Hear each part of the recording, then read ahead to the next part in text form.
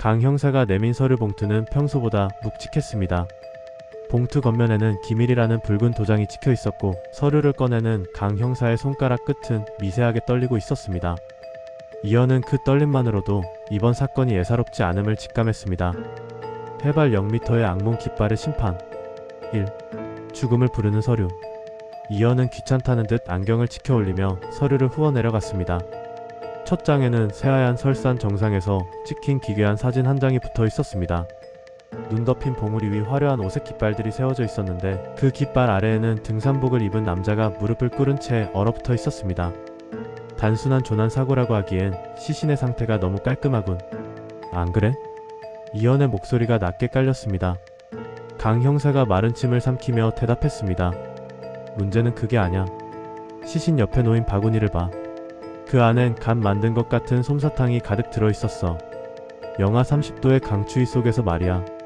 이현의 눈동자가 번뜩였습니다. 그는 슬리퍼를 신은 발을 까닥거리며 사진을 노려보았습니다. 시신은 해발 3000m 산 정상에서 발견됐는데 위장 속 내용물은 바닷가에서나 먹을 법한 조개구이가 나왔군.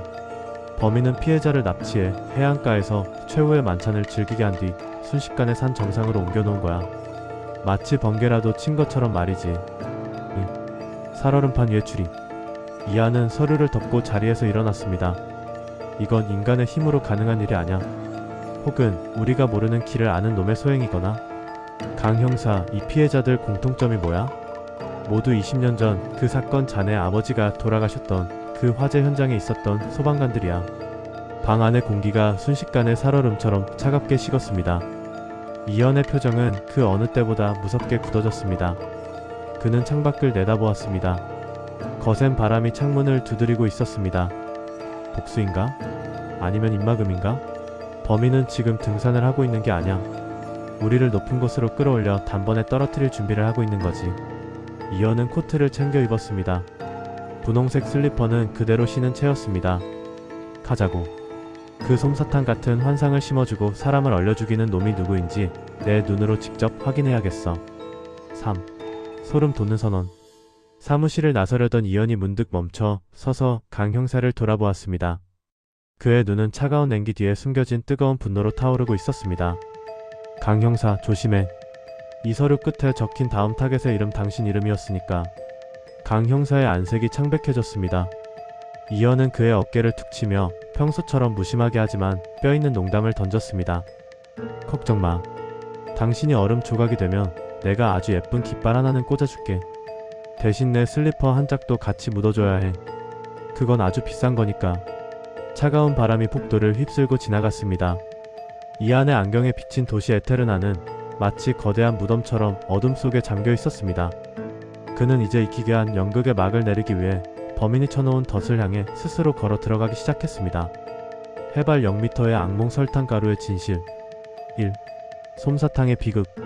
이현은 강 형사의 차 뒷좌석에 앉아 독서를 하듯 범행 서류를 다시 정독했다. 그의 손에는 따뜻한 커피 한 잔이 들려 있었지만 그의 표정은 잔 표면에 낀 성에보다 더 차가웠다. 강 형사, 왜 범인이 하필 솜사탕을 남겼는지 알아? 그건 달콤한 선물이 아냐. 극도의 공포를 상징하는 조롱이지. 이현은 안경을 고쳤으며 말을 이었다. 피해자들의 폐 속에서 미세한 설탕 결정이 발견됐어. 범인은 고압가스를 이용해 액체 상태의 설탕을 피해자의 기도에 강제로 주입한 거야. 피해자가 숨을 쉴 때마다 폐 안에서 끈적한 설탕이 부풀어 올랐겠지. 그들은 산 정상의 희박한 공기 속에서 달콤한 질식을 경험하며 죽어간 거야. 차 안의 공기가 살얼음판처럼 얼어붙었다. 강 형사는 핸들을 잡은 손에 힘을 주었다. 그게 무슨 세상에 그런 미친 짓을. 범인에게 이 살인은 소풍이야.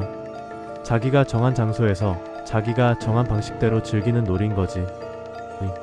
깃발이 가리키는 어둠. 그들이 도착한 곳은 도시 외곽의 거대한 석회암 동굴 입구였다. 범인이 보낸 다음 좌표는 산 정상이 아닌 땅 밑 깊숙한 곳을 가리키고 있었다. 산 정상에 깃발을 꽂더니 이제는 심연으로 부르는군. 고도 차이를 이용해 우리 심장을 터뜨릴 셈인가? 이현은 차에서 내리며 장대비가 쏟아지는 하늘을 향해 우산을 펼쳤다. 하지만 그는 우산을 자신이 아닌 길가에 핀 작은 이름 모를 꽃 위로 씌워주었다. 정작 자신은 쏟아지는 비에 어깨가 다 젖어가는 줄도 모른 채였다. 강 형사, 여기서부턴 내가 혼자 들어간다.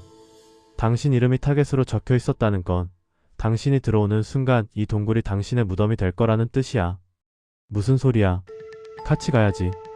이현은 톡설 섞인 냉소를 지으며 강 형사를 밀쳐냈다. 당신 같은 군뱅이가 옆에 있으면 내 슬리퍼가 제 속도를 못 내잖아. 가서 따뜻한 커피나 마시며 대기해. 이건 내 과거와 연결된 빛이니까. 3. 동굴 속의 재회. 이현은 젖은 슬리퍼를 칙칙 끌며 어두운 동굴 안으로 들어갔다. 동굴 벽면에는 수많은 깃발이 꽂혀 있었다. 20년 전 화재 현장에서 아버지를 배신했던 자들의 이름이 적힌 피의 깃발들이었다. 동굴 깊은 곳, 환한 조명 아래 한 남자가 앉아 있었다. 그는 20년 전 사라졌던 소방서장 마커스였다. 이현, 너도 결국 여기까지 왔구나. 내 아버지는 영웅이었지. 하지만 영웅은 살아남을 수 없는 법이야. 마커스는 손에 든 레버를 만지작거렸다. 지금 이 동굴 안에는 고압의 산소와 설탕가루가 가득 차 있다. 내가 이 버튼을 누르는 순간 너는 내가 증오하던 그 화마보다 더 뜨겁게 타오르는 설탕 폭발의 중심이 될 거야. 번개보다 빠른 죽음이지. 이현은 멈추지 않고 다가갔다. 그의 눈에는 공포가 없었다. 마커스, 당신은 틀렸어. 우리 아버지가 죽은 건 영웅이라서가 아니야. 당신 같은 겁쟁이들이 자기 목숨 하나 부지하려고 문을 잠갔기 때문이지. 4. 멈춘 시계와 마지막 조각. 죽어라, 이현. 마커스가 레버를 당겼다. 하지만 폭발은 일어나지 않았다. 대신 동굴 천장에서 차가운 물줄기가 쏟아져 내렸다. 이현이 미리 동굴 내부의 소방 설비를 해킹해 역류시킨 것이었다. 가스 수치를 계산하는 건 내 전공이거든.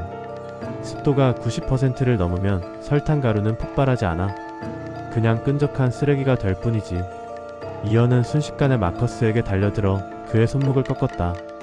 젖은 슬리퍼가 바닥을 차며 내는 소리는 이제 경쾌한 노래처럼 들렸다. 이건 내 아버지의 못, 그리고 이건 그날 죽어간 내 동생의 몫이다. 이현은 마커스의 가슴에 아까 서류 봉투에 들어있던 낡은 헤어핀을 깊숙이 꽂아 넣었다. 빗속의 퇴근. 동굴 밖으로 나온 이현은 기다리던 강 형사에게 마커스를 넘겼다. 비는 어느덧 그치고 구름 사이로 맑은 달빛이 내리쬐고 있었다. 이안 정말 괜찮은 건가? 강 형사가 걱정스레 묻자 이안은 젖은 머리를 쓸어 넘기며 신경질적으로 대꾸했다. 안 괜찮아. 내 한정판 곰돌이 슬리퍼가 물에 젖어서 털이 다 빠졌다고. 이거 수선비 청구할 테니까 각오해. 그는 투덜거리며 다시 우산을 접어 지팡이처럼 짚고 걸어갔다. 멀리서 소풍을 나온 듯한 어린아이들의 웃음소리가 들려왔다. 이안은 그 소리를 듣자마자 다시 얼굴에 날카로운 기운을 지우고 주머니에서 젖지 않은 사탕 하나를 꺼내 입에 물었다. 강 형사, 내일은 사건 가져오지 마. 나 독서 좀 해야겠으니까. 제목은 완벽하게 은퇴하는 법이야. 그의 뒷모습은 여전히 냉정하고 까칠했지만 그가 지나간 자리에는 마커스가 남긴 기괴한 설탕 냄새 대신 이안이 아까 씌워준 우산 덕분에 살아남은 꽃의 진한 꽃향기만이 남았다.